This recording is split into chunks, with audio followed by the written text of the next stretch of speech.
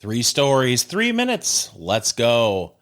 The US and China are once again negotiating what to do about TikTok. According to the Associated Press, the latest deal would spin TikTok into a new American-based company, with US investors holding a majority stake, ByteDance as a minority owner, and Oracle in charge of storing American user data, which sounds very serious, very official. Very, we've got this all under control now. I don't know what Oracle does exactly. I just know they wear a lot of fleece vests and never seem surprised. After years of hearings, briefings, and senators asking questions that sounded like they were learning about the internet in real time, America has decided the solution is simple. Your data will now be held by a different group of billionaires. They say this protects national security. What most users actually want to know is whether their For You page is about to get weird. And not new weird, different weird. Meanwhile, YouTube announced it will soon let creators clone themselves using AI. Not figuratively, literally.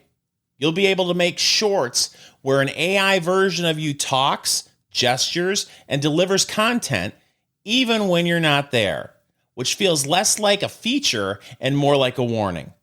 The platforms spent years telling us authenticity matters. Turns out what they really meant was authenticity, but faster and without you. Governments are trying to control algorithms. Platforms are quietly asking a different question. What if the algorithm doesn't even need the human anymore? Honestly, my clone can have the meetings. I'll still show up for the booze. And finally, the most important news of the day, Pop-Tarts and Peeps have teamed up to create Frosted Strawberry Pop-Tarts Peeps Edition. Yes, that's real. It's part marshmallow bird, part toaster pastry, all unresolved childhood decisions. Peeps are the only candy people buy in March and throw away in April. This is what happens when adults with disposable income are left alone in a product development room.